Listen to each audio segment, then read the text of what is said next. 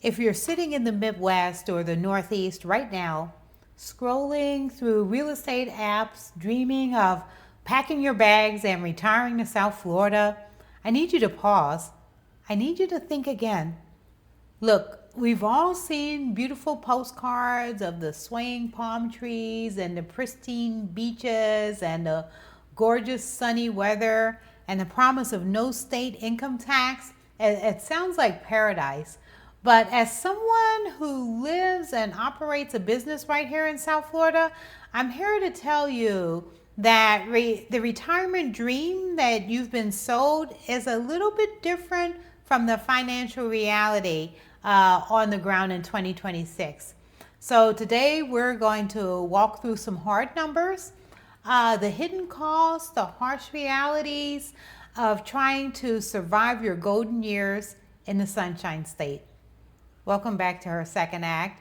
For anyone over 50 navigating finances, protecting retirement, and building a life of peace and independence, then this is a channel for you. You know, South Florida can be an incredible place to retire, but it's important to gain knowledge and to plan ahead. The purpose of this video, it isn't to scare you away. The purpose of the video is to provide you with information and to help you make the move with realistic expectations so you can truly enjoy your retirement. So let's start with the daily life and getting around. When people think of retirement, they think of casual strolls to a local cafe or, going to a bookstore, or maybe, if you're in South Florida, you're like, oh, I'm just going to, walk to the beach, and the beach is going to be right across the street. But South Florida is incredibly decentralized, and our public infrastructure is limited. So there's no subways here, there's no trams, there's no trolleys that are gonna pick you up right on the corner and whisk you away to another corner right down the street. That's not here. So maybe you're thinking, nah, well, that's okay. I'll just catch the bus. Well, when I woke up this morning, and that's early this morning, I was up at 7 o'clock this morning. And outside, it already feels like you're walking in the oven that has a pan of boiling water inside the oven steaming something. That's how it feels. It's like walking into a brick wall, and the real feel is sitting around 109 degrees here. So trying to walk several blocks to a local bus stop and standing out on a concrete pad with the sun just beaming on you from overhead, blistering sun for like 30 minutes. That's not good. That's not good for a younger person. It's definitely not for good for us in our second phase here. So I mean, yes, there's gorgeous walkable neighborhoods where there's restaurants and grocery stores and a medical center right down the street, but you're gonna pay a massive premium for that real estate. If you want walkability, your housing cost is going to double. So to live in South Florida, you're going to have to drive a car.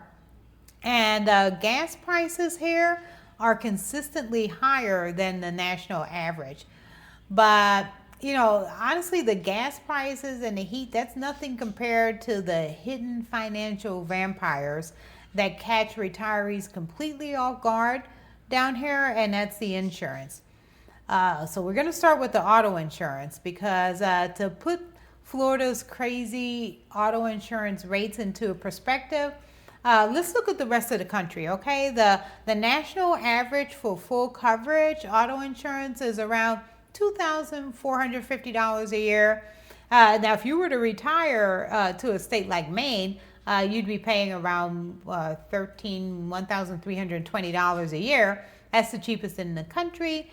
But out here in South Florida, you can easily expect to pay well over $3,200 a year for that exact same car and that exact same coverage. And now if you think that car insurance numbers are bad, wait until you hear about our housing insurance numbers. So across the United States, the national average for homeowners insurance is about $2,550 a year. If you retire to a tropical paradise like Hawaii, you would be paying around $580 a year. That's the cheapest in the nation.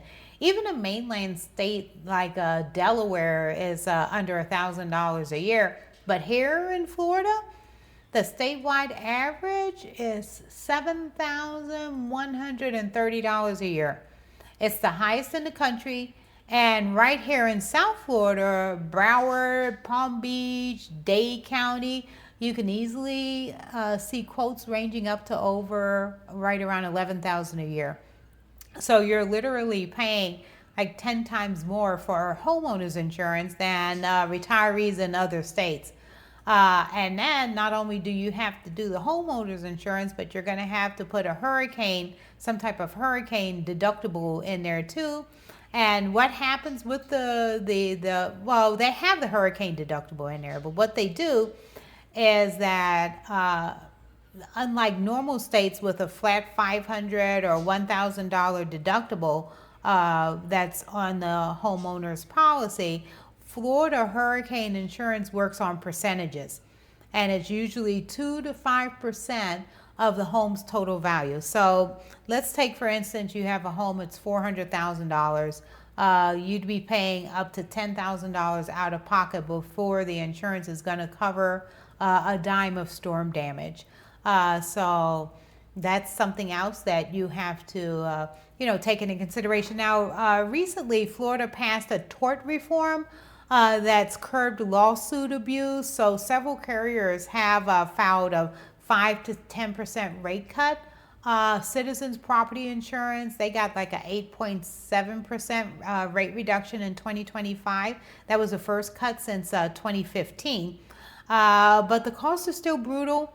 The market's kind of stabilizing a little bit. It's not spiraling, but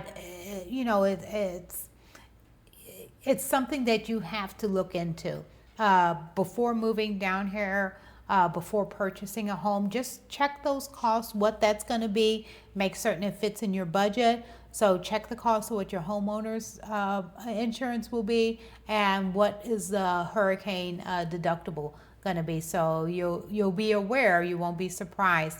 So with that, you're thinking, oh, well, maybe, I just won't purchase something. I'll just come and rent a place instead.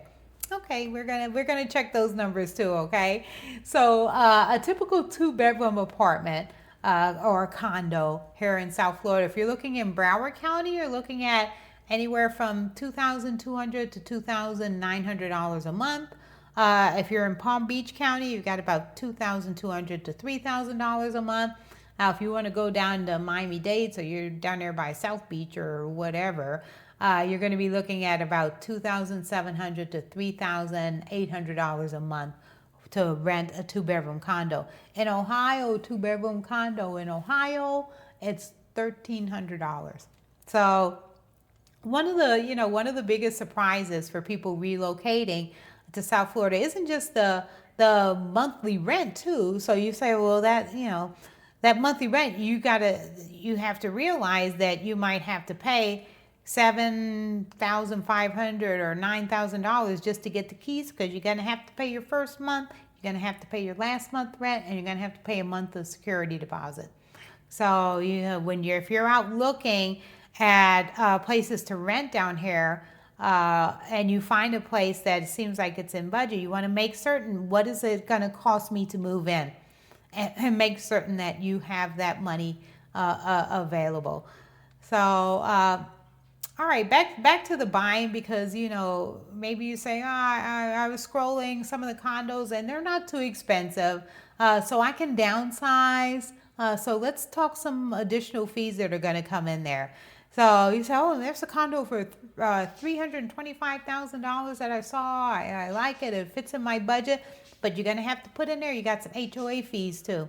So the HOA fees are expensive. HOA fees in my condo, I think they're running about $850 a month for your HOA fee. So you got to tack that on top of your mortgage. And then if you're buying a home and you're in a development or you're in an area where you have HOA an HOA that's there, then you're going to have to put your insurance on top of that as well. So you got your HOA fees, you got some special assessments that come along, you got your insurance increases, you have property taxes, you have to pay maintenance. So I do have HOA and maintenance here.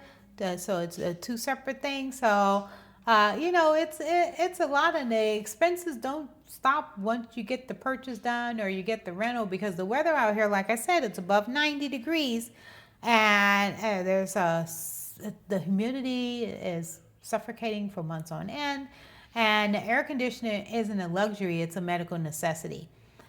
So you're gonna have to have your AC running, probably 24 hours a day, 7 days a week, resulting in an electric bill that can run into hundreds of dollars a month. And that has to be able to fit into your budget too. For my condo, my electric bill is around $200 a month. And even during the winter, this last winter I had to turn the heat on because it was down in the 30s. Here in South Florida, we had iguanas falling out of the tree. I think it was on the national news. They were showing people putting iguanas in the back of pickup trucks because they were falling out of the tree. So, it gets cold here too, so we have to put the heat on. So what happens when you retire and you come here and you realize maybe your fixed income doesn't cover your car insurance and your homeowner's insurance and your electric bill and groceries here, everything, cost of living here. If you're going to go out and eat at a restaurant, those are costs are expensive too. Movie tickets, everything. So you say, oh, I get a little part-time job. But let's look at that market for seniors over 60 in Florida. The state does offer like resources like the Employee Florida Silver Edition to help older workers re-enter the workforce. But the reality of the availability of retail or hospitality jobs or any jobs down here, it's a little tough. I see seniors that they're bagging groceries, or they're gathering shopping carts at the grocery store. And like I said, you've got that heat index out here that's 109, and then you add the cars that are out there in the parking lot too, and just being on that asphalt, it can be excruciating. Or they're standing 6-hour shifts at a retail warehouse as a greeter, or working in a local diner. And these jobs require physical labor, standing on your feet, wrangling heavy shopping carts, or bussing a table, or whatever. And the corporate high-paying remote part-time work for seniors, it's highly competitive, and it's plagued also by systemic ageism. So should you retire here? Honestly, maybe. South Florida can be an amazing place to live, amazing place to retire. I live here because I love it. I'm not retired. I'm still working. I have, my income is diversified. That's another thing too, is if you are moving here, I have my insurance business. I have a business services business that I do as well, but I'm diversified in other things too, trying to bring in as much income from different places as possible. That's something that I would advise to do. But the biggest mistake I think people make moving here, based on if you're basing it off of vacation memories instead of a retirement budget, and blind optimism, is the quickest way to go broke in retirement. And I don't want anybody to go broke in retirement. I want you to enjoy your retirement. I don't want for you to be stressed out and overworked or anything like that. A lot of times, here it can be a lot, but just make certain that everything fits in your budget before you make that decision. Build a realistic monthly budget. Research your insurance costs. Look at any HOA fees before you move anywhere. If you're planning on moving from out of state and you're looking at real estate here, or you're working with a real estate agent and they find a condo for you, ask them all these things. What's the HOA fees? Are there any special assessments that are coming along? Look at the price of the groceries that we have here. Estimate what your gas expenses will be. Visit during the summer not just in January. Come here now in July and go outside and see if it's still the place that you imagine maybe coming in the winter as a snowbird. And it's like, oh, I love the weather here. Yeah, okay, maybe the temperatures then are in the 70s or 80s, but now it's in the 90s. And like I said, the 97 degrees here the other day, and that's just the degrees. You put the heat index on, the heat index took it up to 113 degrees here. And ask yourself whether your retirement income supports the lifestyle you're hoping to have here. So my second act takeaway is to dream big, but plan bigger. A successful retirement isn't about finding the cheapest place to live. It's about finding a place that fits your lifestyle and your budget. So I hope you found this video informative and helpful. I'd love for you to subscribe to her second act. Let me know in the comments if you're planning on retiring to Florida, or if you already live here, if you were shocked by the expense of living here, or had you already planned for it. I'd love to hear about your experience. And I thank you for taking time to spend with me today. I hope you have a wonderful day or evening, and I'll see you in the next video. Goodbye.